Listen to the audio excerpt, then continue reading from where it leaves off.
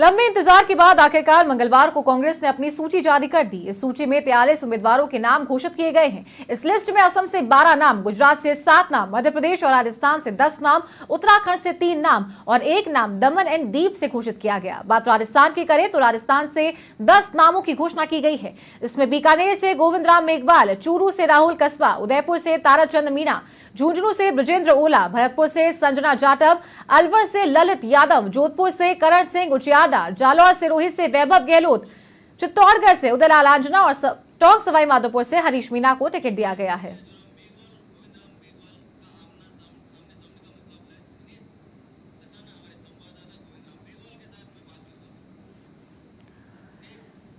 तो बीकानेर से गोविंद राम मेघवाल और केंद्रीय कानून मंत्री अर्जुन राम मेघवाल आमने सामने की टक्कर में हैं और इस वक्त दिनेश कसाना हमारे सहयोगी कांग्रेस के लोकसभा उम्मीदवार गोविंद राम मेघवाल के साथ मौजूद हैं और कुछ खास बातचीत भी उनके साथ करेंगे। जी दिनेश, आप गोविंद राम मेघवाल के साथ मौजूद हैं। कड़ा मुकाबला बीकानेर सीट पर इस वक्त देखा जाएगा, क्या कुछ कहना है उनका, बातचीत कीजिए। तो मैं यही सोच रहा हूँ कि मैं मंत्री होते हुए हारा, लोग बिल्कुल। देखिए, बीकानेर से कांग्रेस पार्टी ने गोविंद राम मेघवाल को कैंडिडेट बनाया है और आज कुल 10 कैंडिडेटों की घोषणा, 25 में से 10 कैंडिडेट की घोषणा पार्टी की ओर से की गई है। गोविंद राम मेघवाल जो गहलोत सरकार में कैबिनेट मंत्री भी थे और गोविंद जी हमारे साथ हैं। गोविंद जी, बहुत बहुत बधाई आपको। मैं सबसे पहले मेरे राष्ट्रीय नेतृत्व को बधाई देना चाहता हूँ, जिन्होंने मुझे सिंबल दिया और मुझे इस लायक तैयार किया कि आप जाके चुनाव लड़ें। तो मैं आदरणीय खड़गे साहब, राहुल गांधी जी, अशोक गहलोत साहब और हमारे सुखजिंदर सिंह जी और आदरणीय जो है नेता हमारे प्रदेश अध्यक्ष गोविंद सिंह जी डोटासरा, जिन्होंने जिले वाइज पहले मीटिंगें करके और आम राय लेकर के और जो टिकट का निर्णय किया, मैं उसके लिए उनको ढेर सारी बधाई देना चाहता हूँ। देश के कानून मंत्री से आपका कड़ा मुकाबला कहा जा सकता है, वहां पर होगा, किस तरह से देखिए, अर्जुन राम जी कानून राज्य मंत्री है, लेकिन बीकानेर की मांग थी हाईकोर्ट की बेंच, वो नहीं खुलवा पाए। दूसरा, मुझे कहते हुए दुख है कि ये कलेक्टर रहे, लेकिन इन्होंने 15 साल में एक भी उपलब्धि बीकानेर में नहीं है। इनमें अहंकार आ गया, कार्यकर्ताओं से सीधे मिलते नहीं है और पता नहीं कहां से सीखा है, अर्जियां ले लेते हैं और काम कुछ करते नहीं है। तो लोगों में एक भयंकर आक्रोश है, कार्यकर्ता से ये नहीं मिलते, बीजेपी के नेताओं का कदर ये नहीं करते, आम जनता से इसका कोई लेना देना नहीं है।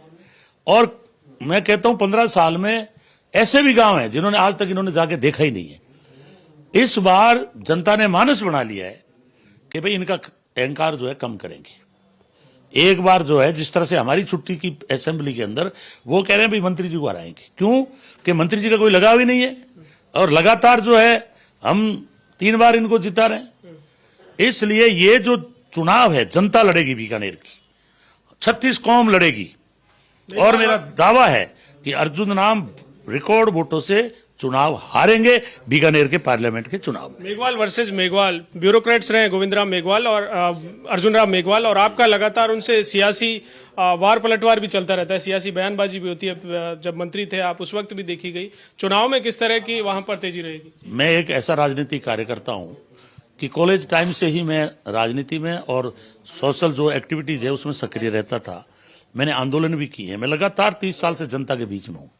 ये लोग रिटायरमेंट के बाद आए, इसलिए इनको अभी तक जनता में, क्योंकि इन्होंने हार देखी नहीं, हमने तो हार भी देखी है और जीत भी देखी है।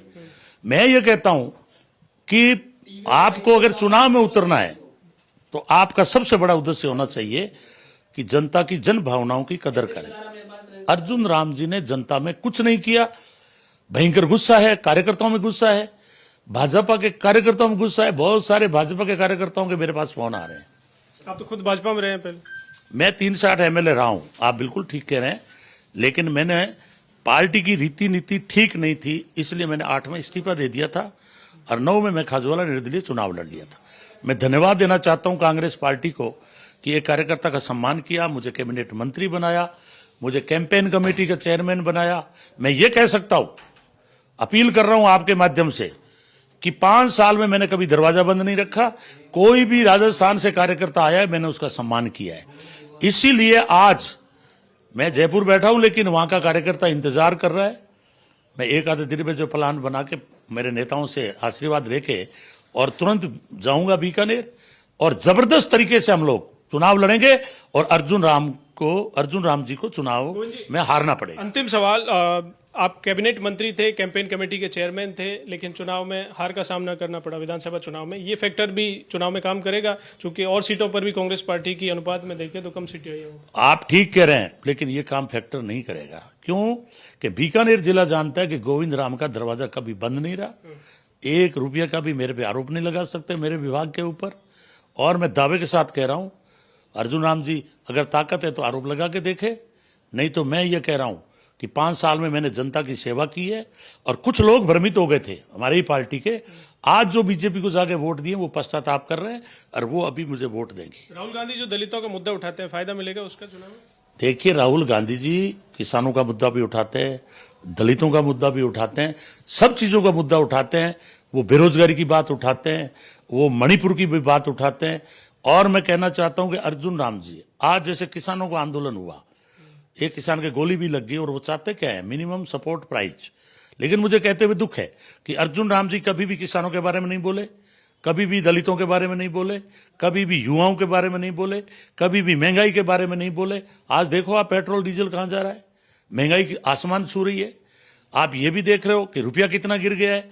फिर भी अर्जुन राम जी आईएएस रहते हुए, आईएएस से आए हैं और कानून राज्य मंत्री हैं, इनको तो पार्टी कहीं भी जैसे गलती करती, जैसे गडकरी जी बोल रहे हैं, इनको भी मुद्दे उठाने चाहिए। लेकिन ये चुपचाप पार्लियामेंट में मोदी जी के पीछे बैठ के और मेज बजाने का काम करते हैं। इसलिए जनता में आक्रोश है कि आपने